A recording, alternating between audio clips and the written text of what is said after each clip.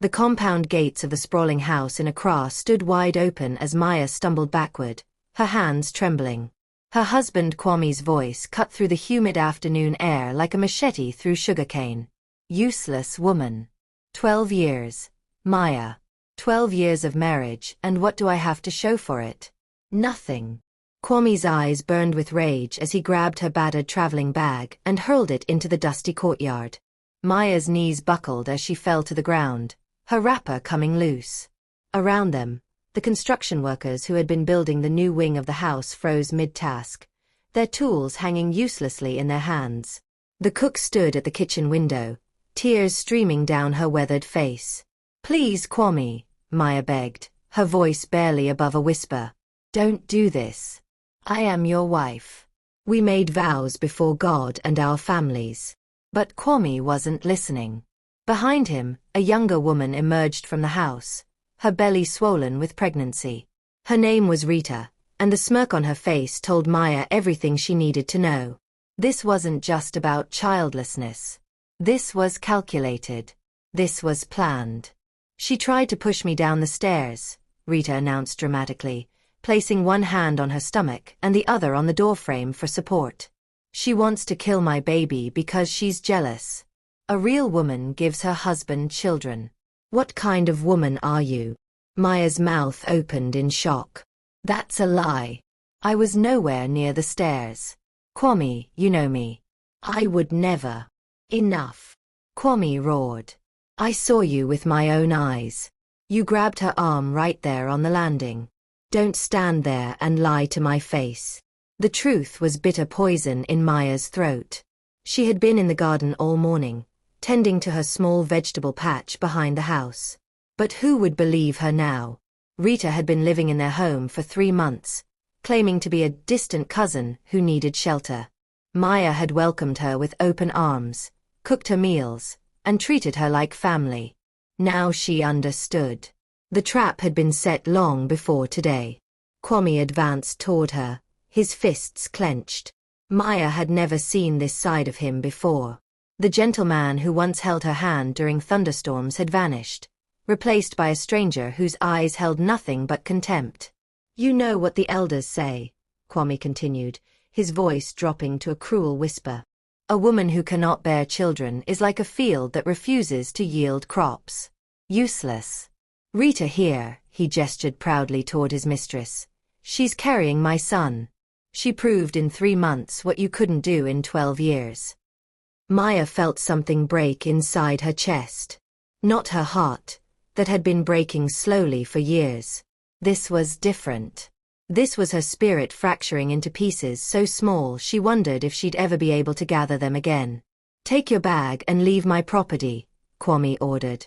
"You came with nothing, and you'll leave with nothing. Consider yourself lucky I'm not asking you to repay all the food you've eaten under my roof." As Maya struggled to her feet, her legs shaking beneath her, she looked one last time at the house she had helped build. Not with money, but with her labor, her prayers, her sleepless nights when Kwame's construction business almost failed. She had sold her mother's gold jewelry to pay his suppliers. She had fasted and prayed when the banks refused him loans. And now, she was being thrown out like garbage. Rita stepped forward, her voice syrupy sweet. "Don't worry, Sister Maya. I'll take good care of your husband. A real woman knows how to keep her man happy." She rubbed her belly in slow, deliberate circles. Maya picked up her bag, her fingers numb. As she walked toward the gate, she heard Rita's laughter echo behind her. The sound would haunt her dreams for months to come. At the gate, Maya turned back one final time. Kwame stood with his arm around Rita, already turning away, already forgetting. The workers had resumed their hammering, the rhythm matching the pounding in Maya's head. She stepped into the street, alone, with nowhere to go and no one to turn to. The sun was setting over Accra, painting the sky in shades of orange and red. Like blood, Maya thought. Like the death of everything I believed in. What she didn't know was that this ending was actually a beginning. And Rita's victory smile would not last as long as she thought. Television, don't forget to like this video and subscribe to our channel for more powerful African folktales with life lessons. Drop a comment below telling us where you're watching from. Are you in London, Toronto, Lagos, or somewhere else? We love hearing from our global family. Hit that notification bell so you never miss the next chapter. Bell. As Maya walked through the darkening streets of Accra, her mind drifted back to a time when everything was different. A time when love felt like enough to conquer the world. She had met Kwame 15 years ago at the Makola market, where she worked as a seamstress. Back then, he was nobody special. Just another young man trying to make ends meet by selling roofing sheets to contractors. His clothes were faded, his shoes had holes, and he carried the weight of poverty on his shoulders like a heavy sack of cement. But his eyes. Oh, his eyes had been kind. Maya remembered the day he first approached her stall. She had been stitching a wedding dress for a customer, her fingers moving quickly through the white lace. When she looked up, he was standing there, watching her with such intensity that she'd nearly pricked her finger with the needle. "My name is Kwame," he had said simply, "and I'm going to marry you someday." She had laughed then, thinking he was just another market joker. But he came back the next day. And the day after that. And the day after that. Always respectful, always patient, bringing her small gifts, a mango here, a bottle of cold water there. Nothing expensive because he had nothing. But his consistency spoke louder than money ever could. Maya's mother, Alma, hadn't been pleased. She had pulled Maya aside one evening, her face creased with worry. "My daughter, love doesn't cook dinner. This boy has nothing. How will he take care of you? Wait for a man with a future, not just dreams." But Maya was young and stubborn.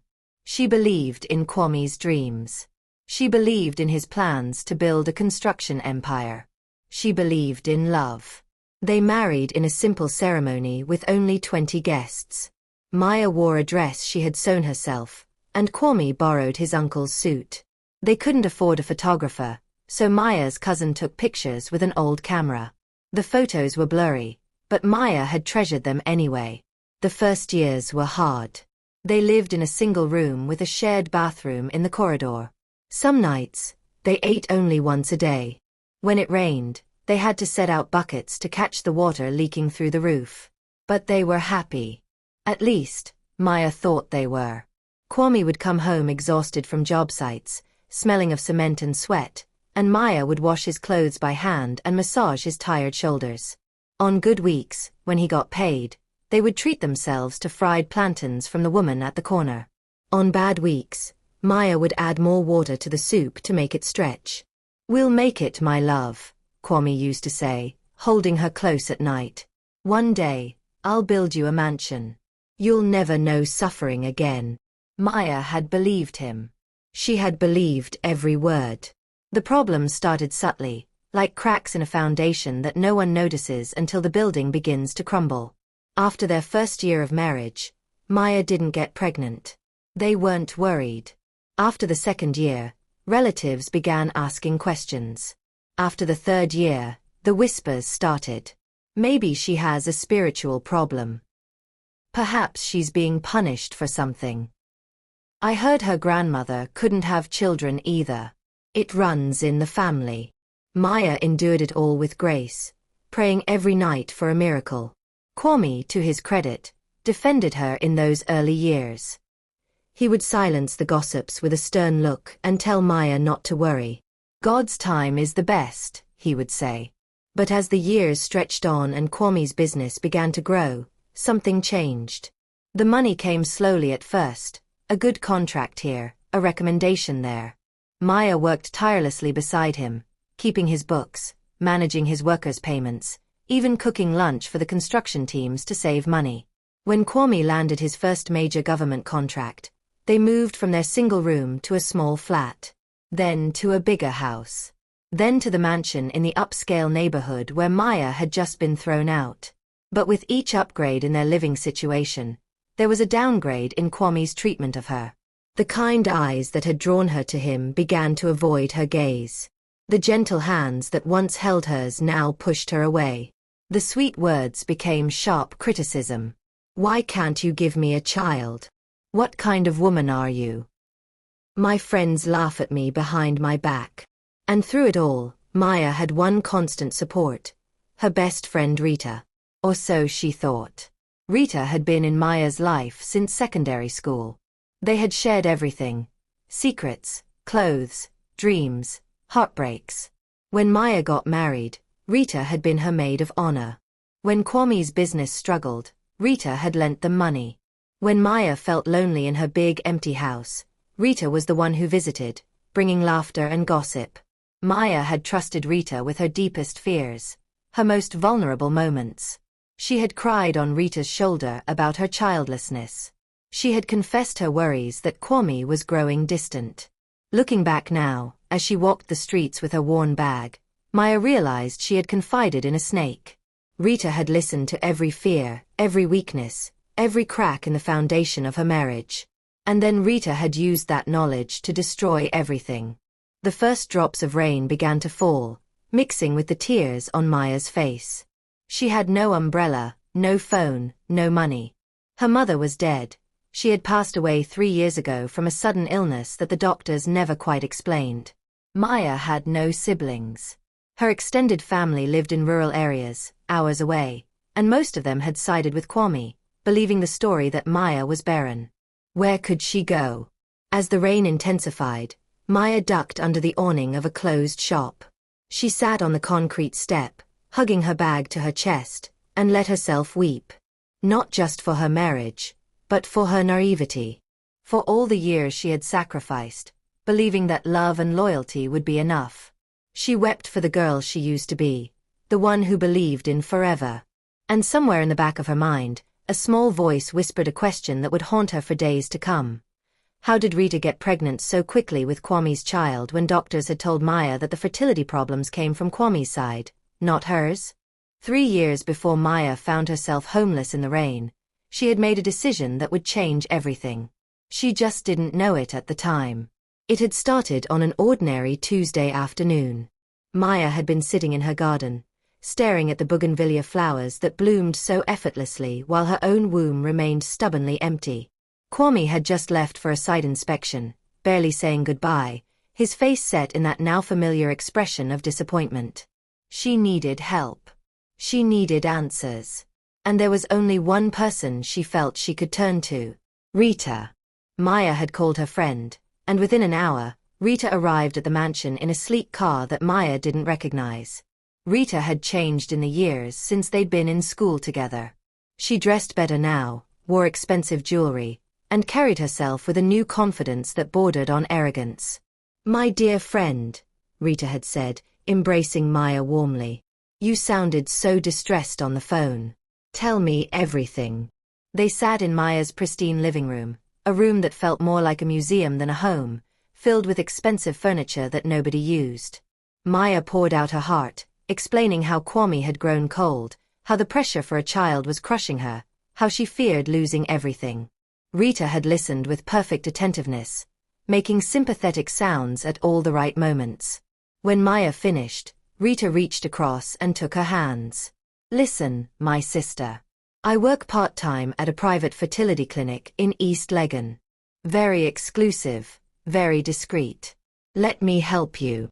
Rita's voice had been so sincere, her eyes so caring. "We need to find out where the problem is coming from. I can arrange everything quietly. No one needs to know." Maya had felt a surge of hope. Finally, someone who understood. Someone who wanted to help without judgment. But how? Maya asked. "Kwame refuses to go to any hospital.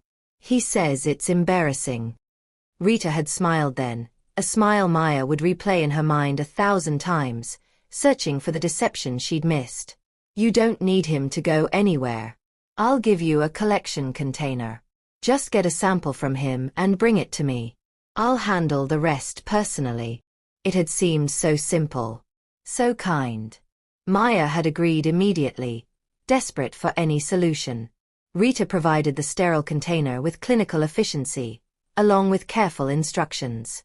A week later, Maya had nervously handed over the sample, her hands shaking with both embarrassment and hope. "Give me a few days," Rita had said, patting Maya's shoulder. We'll get to the bottom of this. I promise. 4 days later, Rita returned with news that shattered Maya's world. I'm so sorry, my dear, Rita had said, her face a mask of concern. The results show that Kwame has severe fertility issues. Very low count. Poor motility. The doctor says natural conception is almost impossible. Maya had felt the room spin. No. That can't be. Are you sure? I double-checked everything myself, Rita assured her.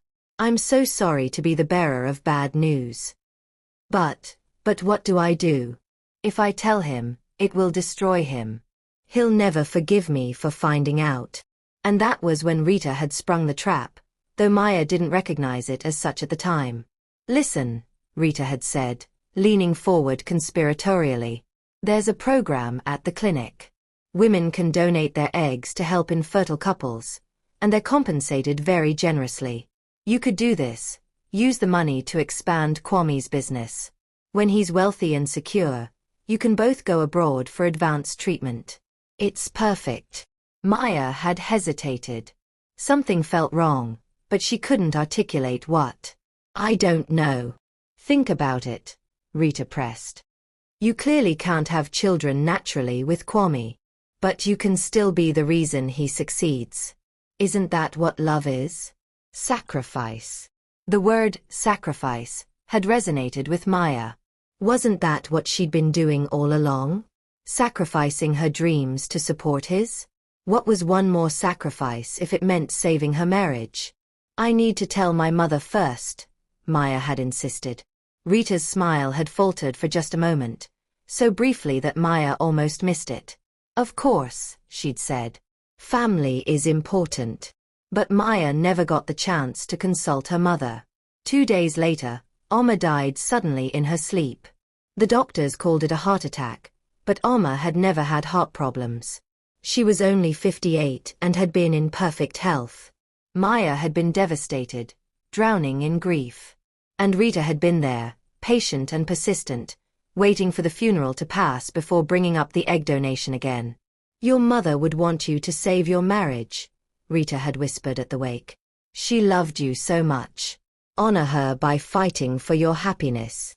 In her grief and confusion, Maya had agreed. The first procedure had been surreal. Rita drove her to the clinic, held her hand, helped her fill out paperwork she barely read. The doctor, a man with cold hands and colder eyes, had assured her everything was routine. They gave her hormones to stimulate egg production.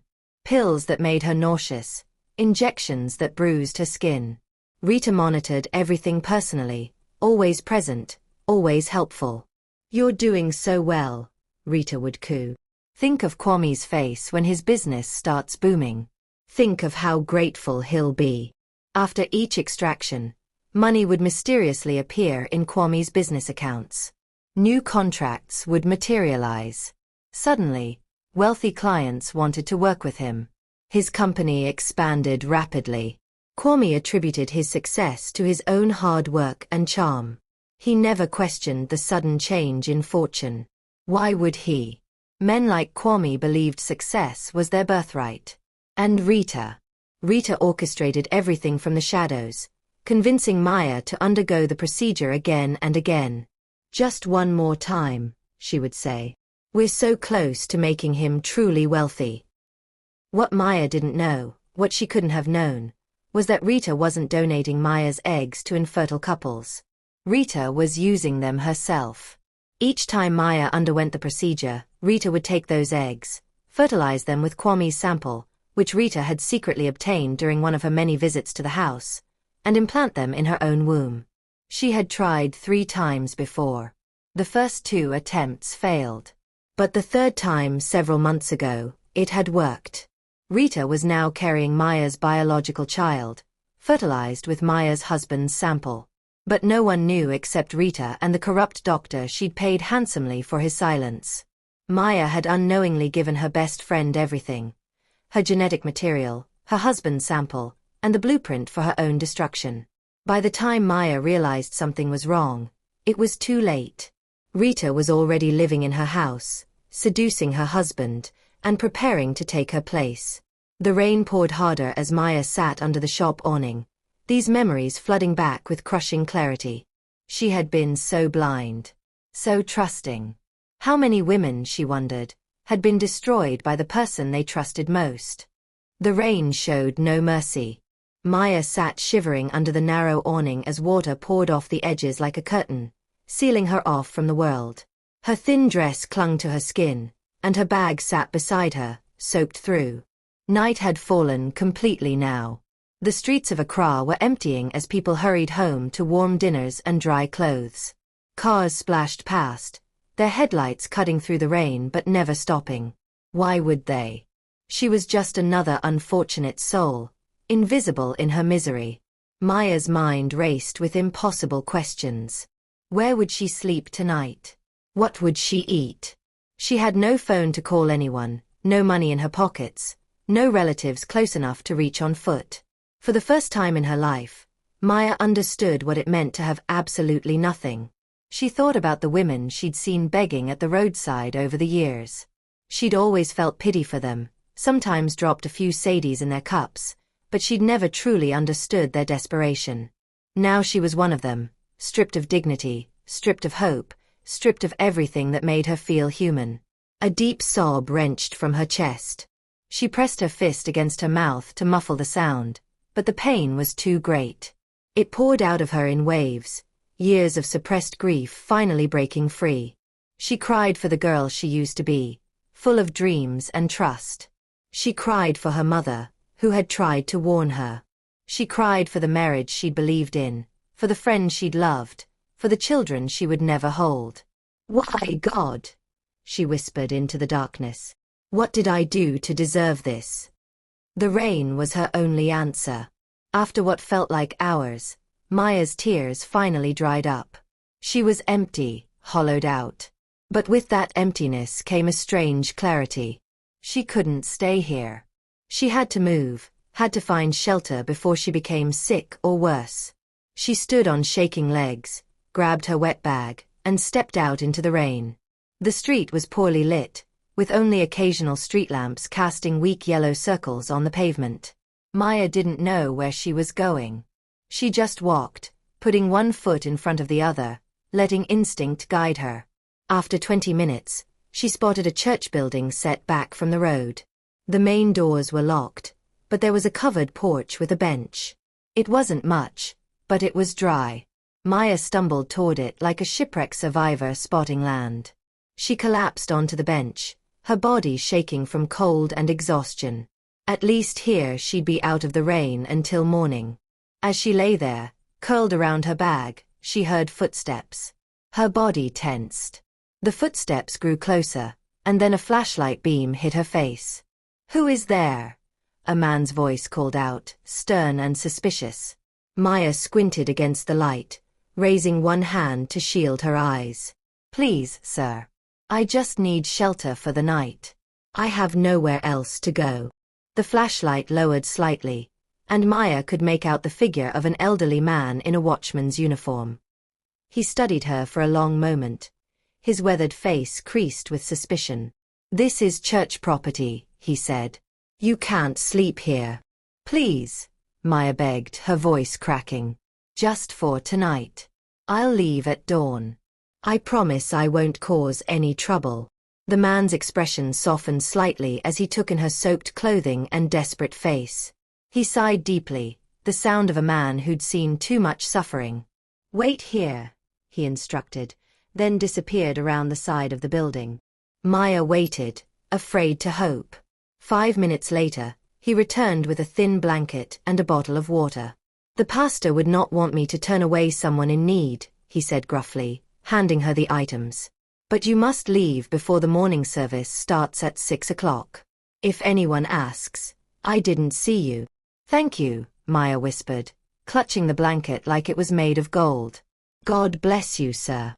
The watchman nodded and walked away, his flashlight bobbing in the darkness. Maya wrapped herself in the blanket. It smelled of mothballs and old fabric, but it was warm. She drank half the bottle of water, savoring each sip. As she lay back down, exhaustion finally overtook her. Her eyes grew heavy despite the hard bench and the distant sound of traffic. Just before sleep claimed her, a memory surfaced. Something Rita had said months ago, something that hadn't seemed important at the time. They'd been sitting in Maya's garden, and Rita had been complaining about the difficulty of finding a good man. Sometimes, Rita had said, stirring her tea slowly, you have to take what you want instead of waiting for it to be given to you. Maya had laughed it off then, thinking Rita was joking about her dating life. Now, those words took on a sinister meaning. Rita hadn't been talking about dating at all. She'd been talking about Kwame. About Maya's life. How long had Rita been planning this? Months. Years. Had their entire friendship been a lie? Maya's last thought before sleep pulled her under was a question that would drive her actions in the days to come. If Rita was carrying a baby made from Maya's egg and Kwame's sample, whose child was it really? The morning sun was harsh and unforgiving. Maya woke with her body aching from the hard bench. For a moment, she forgot where she was. Then reality crashed back, and she sat up quickly, looking around. The watchman was nowhere to be seen, but she could hear voices inside the church. People were arriving for early morning service.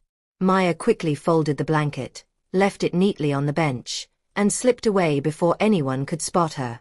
The streets looked different in daylight, less menacing but somehow more judgmental. People in clean clothes walked past her with averted eyes, clearly uncomfortable with her disheveled appearance. Maya's stomach cramped with hunger. She hadn't eaten since yesterday morning. She stopped at a public tap near a market and splashed water on her face, trying to make herself look presentable. As she wandered through the awakening market, the smells of fried dough and steaming porridge made her dizzy with hunger. Women were setting up their stalls, arranging vegetables and dried fish in neat piles. "Sister, you look lost," a voice called out. Maya turned to see an older woman arranging tomatoes at her stall. She had kind eyes that reminded Maya painfully of her mother. I'm looking for work," Maya heard herself say. "Any kind of work. I can clean, cook, sew." The woman looked her up and down, taking in her wrinkled dress and worn bag. "You're running from something," she stated matter-of-factly. "Or someone." Maya's eyes filled with tears. She couldn't help it. The simple kindness in the woman's voice after so much cruelty was too much to bear. "Yes," she whispered. "I am." The woman nodded slowly, as if confirming something she already knew. "I'm Auntie Comfort. I have a stall here every day. If you help me sell today, I'll give you food and a small payment. Tomorrow we can talk about something more permanent. Can you sell?" "Yes," Maya said quickly. "I used to be a seamstress at Makola Market. I know how to bargain." "Good. Wash your hands at that tap and come. We have work to do." And just like that, Maya found a lifeline. It wasn't much, just a day's work at a market stall, but it was something. It was a beginning. As she helped Auntie Comfort arrange the vegetables, Maya made herself a promise. She would survive this. She would rebuild. And somehow, someway, she would discover the truth about what Rita had done to her. But first, she needed to eat. She needed to be strong. Because the story wasn't over. Not by a long shot. Maya's new life was nothing like her old one, yet somehow it felt more honest. For 3 months, she worked at Auntie Comfort's vegetable stall, arriving before dawn to help arrange produce and leaving after sunset when the last customer had gone home. Her hands, once soft from applying lotions and doing nothing more strenuous than stirring soup, became rough and calloused. Her skin darkened under the harsh sun. The expensive creams and treatments she'd once used were replaced by simple palm kernel oil that Auntie Comfort insisted worked just as well. "Beauty doesn't come from a bottle," Auntie Comfort would say. "It comes from peace of mind and honest work." Auntie Comfort had given Maya a small room behind her own house, barely more than a closet with a mattress on the floor, but it had a roof that didn't leak and a door that locked. Maya was grateful for it in a way she'd never been grateful for the mansion with its 7 bedrooms. The old woman never pried into Maya's past, though her knowing eyes suggested she could guess most of it. "When you're ready to talk, I'll listen," she'd said once. Until then, your business is your own. Maya fell into a routine.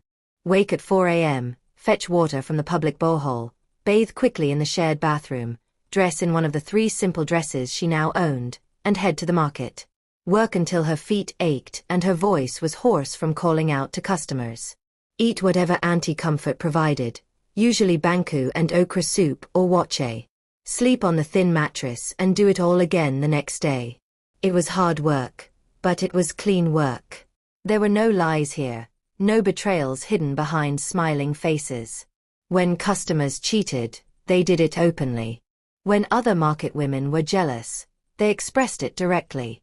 The honesty of it all was refreshing after years of navigating the false politeness of Kwame's social circle. But even as Maya's hands grew stronger and her spirit began to heal, she couldn't stop thinking about Rita and Kwame. On quiet evenings, when the market sounds faded and she lay alone in her small room, questions haunted her. Was Rita still pregnant? Had she given birth? Was the baby healthy? Did Kwame truly believe it was his child conceived naturally? And the question that tormented her most, was that baby, biologically speaking, her child? Maya had done research at a small internet cafe during her lunch breaks, using precious coins to understand the science of what had happened to her. She learned about egg donation, in vitro fertilization, and genetic parenthood. The more she learned, the more convinced she became that Rita had done something illegal and deeply wrong. But who would believe her? She had no proof, no documentation, no money for lawyers. She was nobody now, just another market woman trying to survive. "You're thinking too much again," Auntie Comfort observed one evening. They were sitting outside her house, shelling groundnuts by lamplight. "That line between your eyebrows gets deeper every day." Maya forced a smile. "I'm fine, Auntie." Auntie Comfort made a sound that suggested she didn't believe it for a second. "Let me tell you something, my daughter.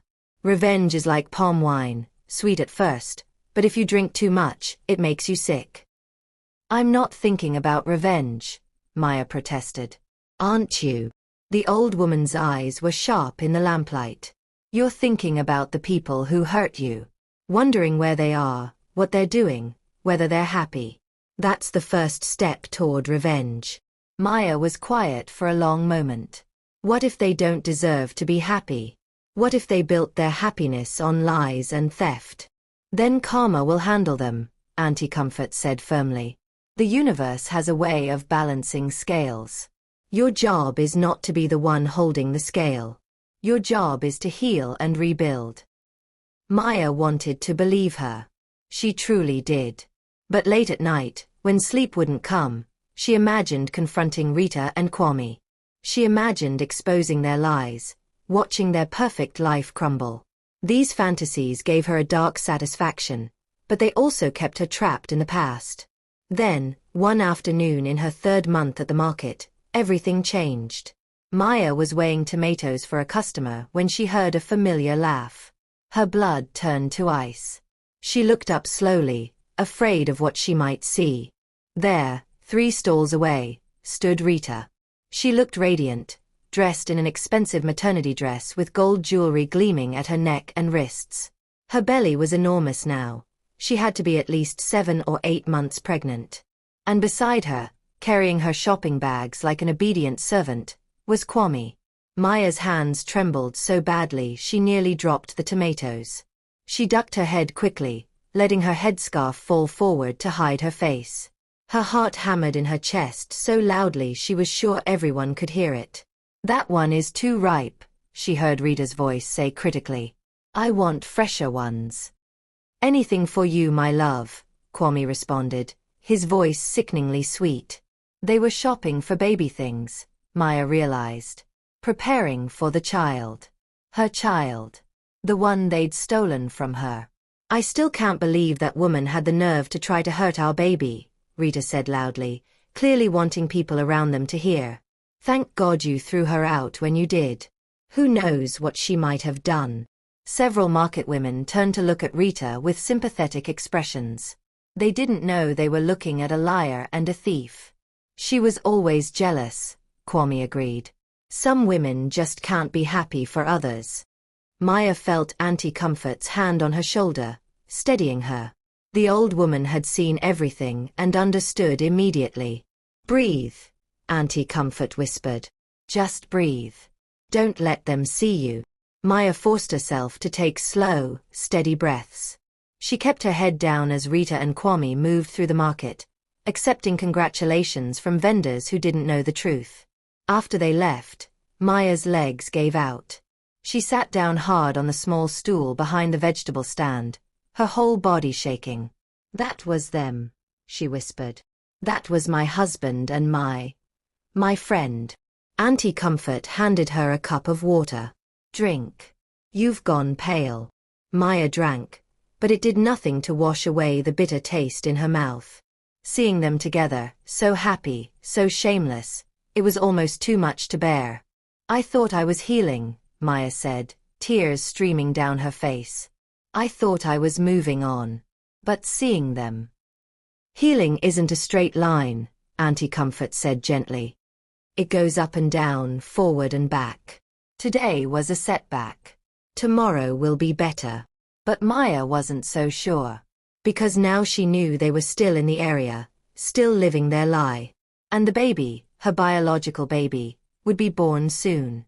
The question was, what, if anything, was she going to do about it? 2 weeks after seeing Rita and Kwame at the market, Maya heard the news from gossiping vendors. Rita had given birth to a baby boy at the expensive Ridge Hospital. Mother and baby were healthy. Kwame had thrown a lavish naming ceremony, inviting half of Accra's elite. Maya's heart twisted in ways she couldn't describe. That baby, that innocent child, carried her DNA. Her genetic material. In any biological sense, she was his mother. But legally, socially, in every way that mattered to the world, he was Rita's son. The injustice of it made Maya physically ill. She lost weight, barely ate, and Auntie Comfort watched her with increasing concern. You're dying inside, the old woman said bluntly one evening. This poison is eating you alive. What am I supposed to do? Maya asked helplessly. I have no proof of what they did. No documentation. Even if I went to the police, who would believe me? I'm nobody. Then become somebody, Auntie Comfort said firmly. But not through revenge. Through rising above it. Easy words, Maya thought. But how could she rise above the theft of her own child? The answer came from an unexpected source. One afternoon, a well-dressed woman approached the vegetable stall. She was in her 50s, carrying herself with the authority of someone used to being obeyed. Her eyes were intelligent and assessing as they swept over Maya. Are you the one they call Maya? The woman asked without preamble. Maya's heart skipped. Who wants to know? My name is Dr. Akojua Mensah. I'm an investigative journalist specializing in medical ethics violations. I've been looking for you for 3 weeks. Maya's mouth went dry. Why? Dr. Mensah glanced at Auntie Comfort, who nodded and discreetly moved to serve another customer, giving them privacy. Because, Dr. Mensah said quietly, you're not the only woman Rita has done this to. And I'm going to expose her. Maya felt the world tilt. What do you mean, not the only one? Dr. Mensah pulled out a chair and sat down, her expression grave. 6 months ago, a woman named Abina came to me with a story remarkably similar to yours. Her best friend had convinced her to donate eggs at a fertility clinic. Shortly after, that friend became pregnant and married Abina's ex-boyfriend. When Abina tried to investigate, she died in a car accident that the police ruled suspicious but never properly investigated. Maya's blood ran cold. Died. Before she died, Abina had given me copies of documents she'd managed to obtain from the clinic. They showed a pattern, women being convinced to donate eggs, those eggs being used illegally, and money exchanging hands. The clinic was shut down last month, and the doctor fled the country. But Rita was never charged because we couldn't prove her direct involvement. Then how did you find me? Maya whispered. The doctor left behind files before he ran. I found your name, your signature on consent forms, and records of multiple egg retrievals. I've been searching for you ever since. When I heard the story of a woman thrown out by her husband for being barren, whose best friend then had his baby, I knew it had to be you." Maya could barely process this. Another woman. Dead. Because of Rita. "What do you want from me?" Maya asked. "I want your testimony. Your story. On camera, in print, everywhere. Rita and your ex-husband are public figures now. He's bidding on major government contracts. She's all over social media as the perfect wife. They're living a lie built on stolen genetics and possibly murder. We can stop them, but I need you to be brave enough to speak." Maya thought of the baby. The innocent child who had no choice in any of this. "If I speak out, what happens to the child?" Dr. Mensah's expression softened. "That's complicated. Legally, Rita is his mother. She carried and birthed him. But morally, ethically, you have a claim. We'd need genetic testing, legal battles. It would be messy and painful. For the child most of all," Maya said quietly.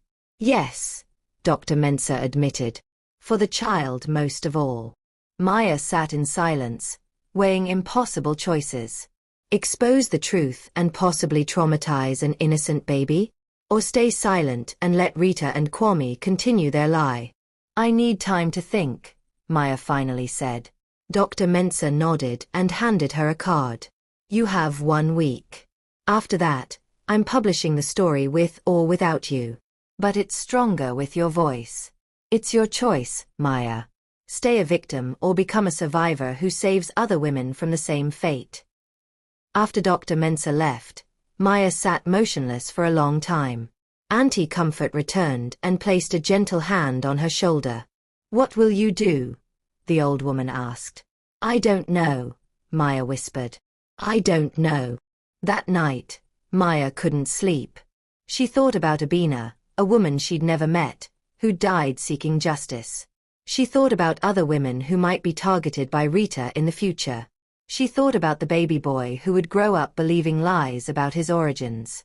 And she thought about herself, who she'd been, who she'd become, and who she wanted to be. By dawn, she'd made her decision. She would tell her story. Not for revenge, but for truth. Not to hurt the child, but to protect future victims.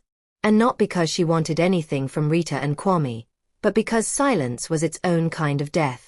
The next morning, Maya called Dr. Mensah and said 3 words, "I'll do it." The wheels of justice, slow as they were, finally began to turn.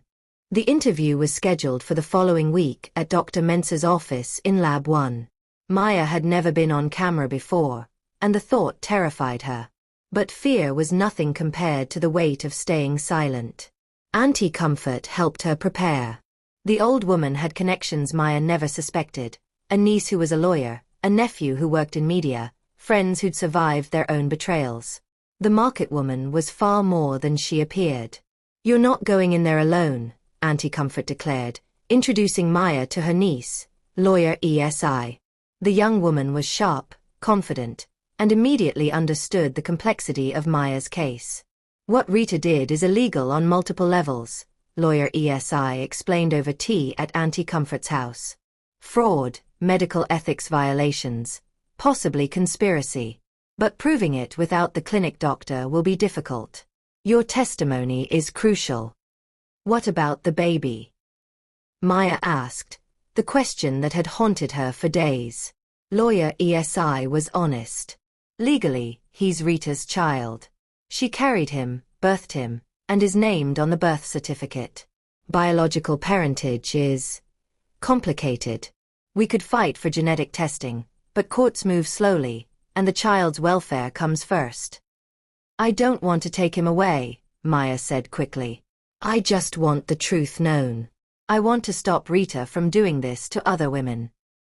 Lawyer ESI nodded approvingly. "That's the right approach. Focus on justice, not custody. That makes you look credible, not vengeful." The day of the interview arrived. Dr. Mensah's office was professional and calming, with soft lighting and comfortable chairs. A cameraman set up equipment while Dr. Mensah reviewed questions with Maya. "I'll start with your background," Dr. Mensah explained. "Then we'll move into the relationship with Rita, the fertility issues, and finally what happened at the clinic. Take your time. If you need breaks, we'll take them." Maya nodded, her throat dry despite the water she'd been sipping. When the camera started rolling, Dr. Mensah's demeanor shifted into professional journalist mode. "I'm here with Maya Osei, a woman whose story exposes a disturbing pattern of exploitation in Ghana's private fertility industry. Maya, thank you for speaking with us." "Thank you for listening," Maya managed. "Let's start at the beginning. Tell us about your marriage to Kwame Osei." And so Maya told her story. She spoke about falling in love with a poor man and building a life together. About the pressure to have children and the blame she carried. About trusting her best friend Rita with her deepest fears. Her voice shook when she described the fake fertility test results, Rita's suggestion to donate eggs, and her mother's sudden death. The cameraman stayed perfectly still, capturing every emotion on her face. "So Rita convinced you to undergo egg retrieval multiple times?" Dr. Mensah prompted. "Yes. She said I was helping infertile couples.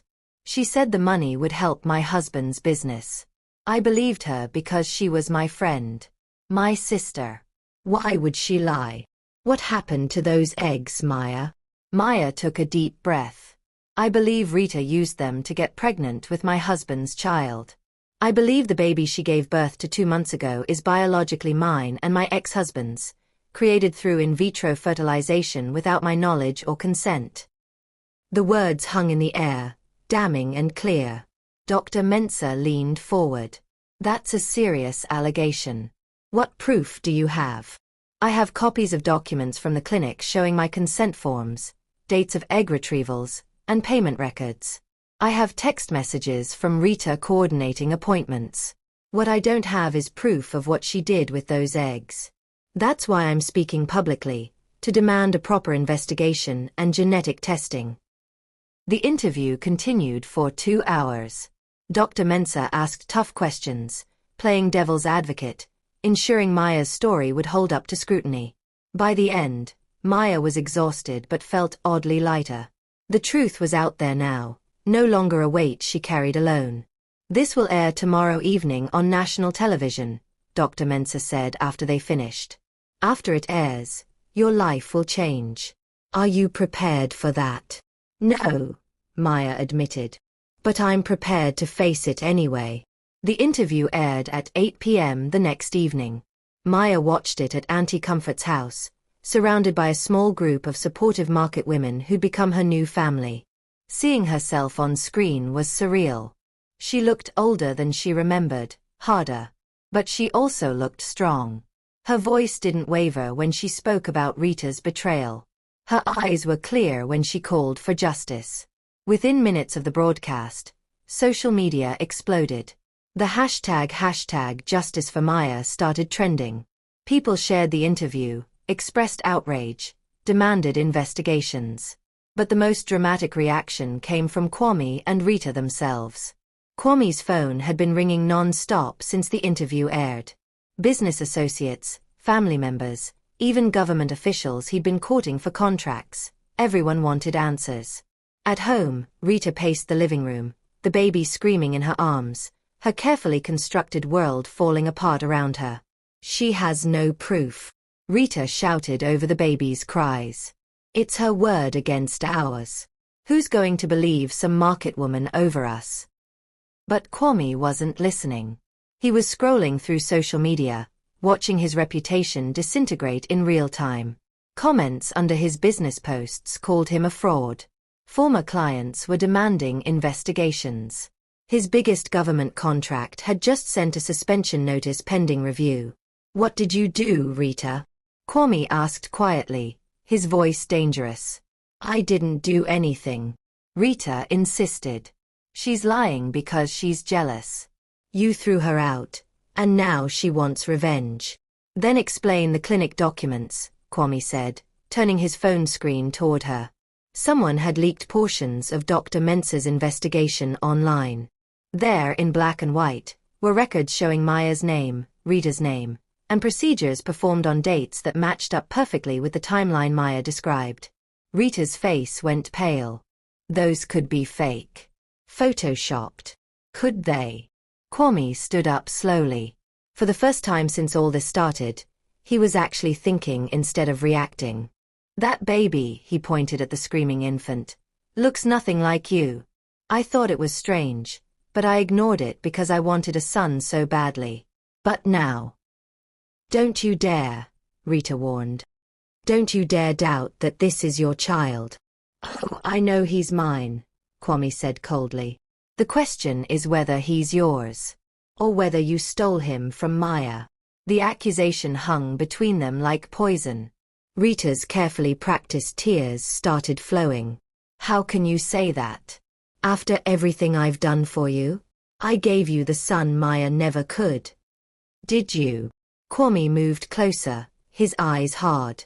Or did Maya give me a son, and you just carried him? Is that what this is about? You were always jealous of her, even back when we were courting. I saw it, but I thought I was imagining things. Rita's tears dried instantly, replaced by cold fury. Jealous? Of that cow? You're the one who came crying to me about how useless she was, how empty your marriage was. You're the one who wanted her gone. So you found a way to make that happen, Kwame realized, the full picture finally coming together in his mind. You turned me against my own wife to get what you wanted. My God. Rita. What kind of person are you? The kind who gave you everything. Rita screamed. Money, success, a son. Where would you be without me? Still selling roofing sheets at the market, that's where. The admission was damning. Kwame stepped back as if she'd slapped him. So it's true. All of it. What's true is that you're mine now, Rita said, her voice taking on a desperate edge. We have a child together. You can't leave me. If you do, this scandal will destroy you completely. But if we stand united, we can weather this. We'll call Maya a liar, sue her for defamation, destroy her credibility. Get out, Kwame said quietly. What? Get out of my house. Take the baby and get out. Rita laughed incredulously. You're joking. You can't throw me out. I just had your baby. Where would I go? I don't care, Kwame said. You used me. You destroyed my marriage. You turned me into a monster who threw out a faithful wife because of your lies. Everything I've become, everything I've lost, it's because of you. You think going back to Maya will fix this? Rita sneered. She'll never take you back. And this baby is still legally mine. You'll pay child support until he's 18 while she laughs at both of us. Her words hit their mark. Kwame's face contorted with rage and grief and recognition of his own stupidity. He'd been played, thoroughly and completely. But before he could respond, there was a loud knock at the door. Then another. Then the doorbell rang persistently. Kwame opened it to find police officers and a woman in a government uniform. Mr. Kwame Osei? One officer asked.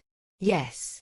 We have a warrant to collect DNA samples from you, your partner Ms. Rita Asante, and the infant child for genetic testing in relation to an ongoing investigation into illegal fertility practices. Rita let out a sound like a wounded animal. The baby, picking up on her distress, screamed louder. We also need Ms. Asante to come to the station for questioning, the officer continued. She's not under arrest at this time, but she is a person of interest. This is harassment. Rita shouted. That woman is trying to destroy us because... Ma'am, the officer interrupted calmly, we have evidence beyond Ms. Osei's testimony. The clinic doctor was apprehended last night in Togo. He's cooperating with investigators. We already know what happened. The DNA test is just confirmation. Rita's legs gave out. She sank onto the expensive sofa, still clutching the baby, her face a mask of defeat. Kwame watched it all as if from a distance. His son, because he was still his son, regardless of how he'd been conceived, would grow up knowing his origins were rooted in fraud and betrayal. His business was ruined. His reputation was destroyed. And the wife he'd thrown away like garbage had been innocent all along. The karma of it all was almost poetic. As the police escorted Rita out for questioning, Kwame sat alone in the mansion he'd built on lies. For the first time in years, he thought clearly about Maya, really thought about her. Her gentleness. Her loyalty. The way she'd sacrificed everything for him while he'd given her nothing but blame and cruelty. He picked up his phone and searched for her number, but it was disconnected. Of course it was. He'd had all her belongings thrown away, including her phone. Kwame buried his face in his hands and did something he hadn't done since he was a child. He wept. The DNA results came back 3 weeks later, and they confirmed what everyone already suspected. The baby was genetically Maya's and Kwame's child. Rita had carried him, but the egg that created him belonged to Maya. The news dominated headlines across Ghana. Stolen motherhood. Woman carries best friend's baby without consent. Fertility clinic scandal. Multiple women exploited. Genetic theft. The new face of betrayal. Dr. Mensah's full investigation was published, revealing that Rita had targeted at least 3 other women with similar schemes, though Maya's case was the only one where the stolen genetic material resulted in a successful pregnancy. Rita was charged with fraud, conspiracy, and medical ethics violations. She faced up to 15 years in prison. Her lawyer tried to argue that she was also a victim, manipulated by the corrupt clinic doctor, but the evidence was overwhelming. Text messages, financial records, and the doctor's testimony painted a clear picture of Rita as the mastermind. The baby, now 3 months old, became the center of a complicated custody battle. Rita's parental rights were terminated due to her criminal actions. Kwame retained his rights as the biological and legal father. But Maya was caught in a gray area that no one quite knew how to navigate. "You're the genetic mother," lawyer ESI explained during one of their many consultations. But Rita carried and birthed him. In Ghana's legal system, this is unprecedented. The court will likely grant Kwame full custody since he's the undisputed biological father and the only party without criminal charges. "Your role is undefined." "I don't want to take him from Kwame," Maya said tiredly.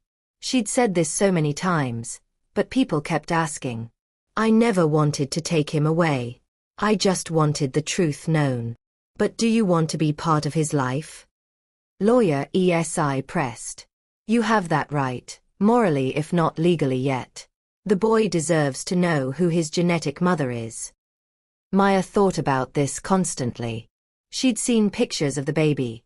He had her mother's eyes, her smile. He was her son in the most biological sense, yet he felt like a stranger. She hadn't carried him, hadn't felt him kick, hadn't been there for his first breath. How could she be a mother to a child she'd never held? The question was answered unexpectedly when Kwame showed up at the market one Saturday afternoon. Maya was weighing cassava for a customer when she saw him approaching, the baby strapped to his chest in a carrier. Every conversation around them stopped. Market women stared. Customers whispered. Auntie Comfort moved closer to Maya, protective as always. "Maya," Kwame said, his voice hoarse. He looked terrible, thinner, older, his expensive clothes hanging off him like they belonged to someone else. "Can we talk? Please?" Maya finished with her customer, took the money, made change. Her hands were steady even though her heart was racing. "Talk about what?" "About everything. About what I did to you. About..." He looked down at the baby, who was sleeping peacefully against his chest. "About him." Auntie Comfort cleared her throat. "You can use my house. It's more private." She glanced at Maya. "Only if you want to." Maya hesitated, then nodded. They walked in silence to Auntie Comfort's small compound. Once inside, Kwame sank into a chair as if his legs wouldn't hold him anymore. "I'm so sorry," he said, and tears started flowing. Not the manipulative tears Rita had used, but genuine, broken tears. "I'm so sorry, Maya. For everything. For believing Rita's lies. For throwing you out. For being too proud and stupid to see the truth. I destroyed everything good in my life because I was weak." Maya watched him cry and felt nothing. Not satisfaction, not vindication, not even pity. Just emptiness where love used to be. "Why are you here, Kwame?" "Because he needs you," Kwame said, gently touching the baby's back.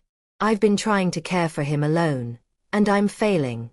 I don't know how to be a father. I don't know what I'm doing. And every time I look at him, I see you. Your eyes, your smile. He's yours, Maya. More than he's Rita's. More than he's even mine. He's yours." "No," Maya said firmly. "He's his own person. Not mine, not Rita's, not a prize to be won or a debt to be paid. He's innocent in all of this." "Then help me raise him right," Kwame begged. "Not as my wife. I know I destroyed that forever. But as his mother. Be in his life. Let him know you. Please." Maya looked at the sleeping baby. She'd imagined this moment 1,000 times, but reality was more complicated than fantasy. She didn't feel the immediate rush of maternal love she'd expected. She felt scared, uncertain, and deeply sad for everyone involved. "I need time to think," she said finally. "This isn't a decision I can make right now." "I understand," Kwame said. "But Maya, before I go, I need you to know something. Rita, she's the one who killed your mother." Maya's blood ran cold. "What?" "The doctor confessed everything. Rita paid someone to poison your mother's food. She needed you isolated, desperate, with no one to counsel you against her plans." "I didn't know," he added quickly, seeing the rage building in Maya's eyes. "I swear I didn't know until the investigation. If I had known." But Maya wasn't listening anymore. The room spun. Her mother's sudden death, which everyone had attributed to her heart, had been murder. Calculated, cold-blooded murder. "Get out," Maya whispered. "Maya! Get out," she screamed. "Take your baby and get out. You come here asking me to help you raise a child while telling me your mistress murdered my mother? Get out before I do something we'll both regret." Kwame fled, clutching the baby protectively. Auntie Comfort rushed in, finding Maya collapsed on the floor, sobbing uncontrollably. It was too much. The betrayal, the lies, the stolen genetics, and now murder. It was all too much. "Let it out," Auntie Comfort soothed, holding Maya as she wept. "Let it all out, my daughter." And Maya did. She cried for her mother, for her marriage, for the baby who didn't ask to be created this way, for the innocence she'd lost, for everything she'd once believed in and would never believe in again. When her tears finally dried, she made a decision. She would be part of the baby's life, not for Kwame, not even for herself, but for the child. He deserved to know the truth when he was old enough. He deserved to have all the love possible despite the circumstances of his creation. But Kwame would have to earn redemption on his own. Forgiveness wasn't something Maya owed him, and maybe it was something she'd never be able to give. Some wounds cut too deep to ever fully heal. 6 months later, Maya sat in a courtroom wearing a simple but dignified dress that Auntie Comfort had helped her sew. Today was Rita's sentencing hearing, the final chapter in a legal saga that had captivated the nation. Rita looked nothing like the confident woman who'd once destroyed Maya's life. Her hair was unkempt, her prison uniform hung loose on her diminished frame, and her eyes, once so calculating, now held only defeat. The judge, a stern woman in her 60s, read the verdict in a clear, unwavering voice. "Rita Asante, you have been found guilty of conspiracy to commit fraud, medical ethics violations, illegal genetic material trafficking, and accessory to murder. This court sentences you to 20 years in prison with the possibility of parole after 15. A collective gasp filled the courtroom. Rita's mother wailed in the back row. But Maya felt nothing. Justice wasn't as satisfying as she'd imagined. It didn't bring back her mother or erase the years of suffering. It just was. As Rita was led away, she looked directly at Maya for the first time since the trial began. Her lips moved, forming words Maya couldn't hear but understood anyway. I'm sorry. Too little, too late. Outside the courthouse, reporters swarmed Maya with questions. How did she feel? What would she do now? Would she pursue full custody of the baby? I feel like justice has been served, Maya said carefully, reading from a statement lawyer ESI had helped her prepare. But I want to be clear, this was never about revenge. This was about protecting other women from being exploited the way I was. If my story prevents even one person from experiencing this kind of betrayal, then speaking out was worth it. What about the child? A reporter called out. Will you seek custody? The child has a father who loves him, Maya said. That's what matters. Whatever role I play in his life will be determined privately, with his best interests at heart. He's not a pawn or a prize. He's a little boy who deserves peace. The press conference ended, and Maya returned to the life she'd built for herself. She still worked at Auntie Comfort's market stall, though she'd expanded it now.